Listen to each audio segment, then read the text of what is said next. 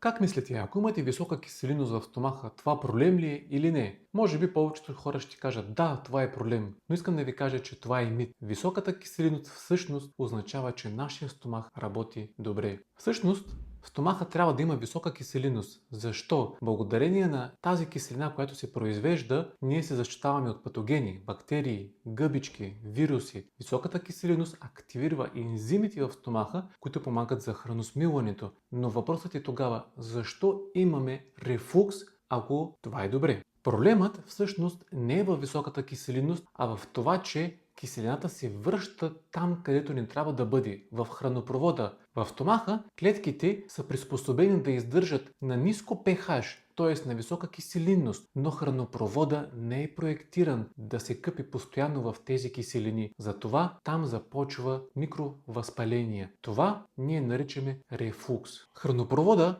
няма такава защита, затова когато киселината започва да се качва в хранопровода, ние усещаме парене, дразнене. Най-големият проблем това е прияждането, особено ако се случи вечер късно след 7 или 8 часа. Ако на това отгоре прибавим голямо количество вода, ето ние имаме перфектната формула за рефлукс. Ако поемаме и газирани напитки, които отделят въглероден двуокис, този газ допълнително натиска клапата, която се намира между хранопровода и между стомаха и по този начин, раздувайки клапата, част от храната и част от солната киселина, която произвежда стомаха, навлизат в хранопровода и започват да го дразнят. Затова се появят такива симптоми, като парене, кисел вкус, нощна кашлица или дрезгав глас сутрин. Направете тези 3 стъпки, за да победите рефлукса. Стъпка номер 1. По-малко хранения, но те не трябва да бъдат чести. Ние трябва да се храним 2, най-много 3 пъти на ден, но без да прияждаме, особено вечер. Затова сутрешната закуска трябва да бъде най-обилна, обяда трябва да бъде по-малък, а вечерята или я изпускаме, или трябва да я намалим значително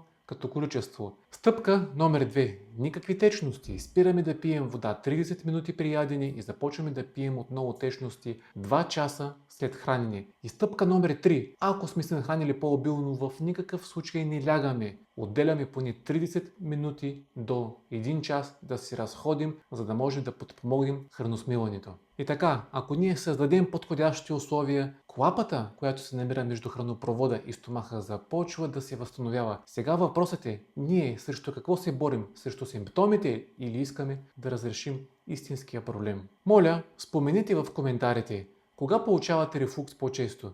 Сутрин, когато се събудите или вечер, след като се нахраните?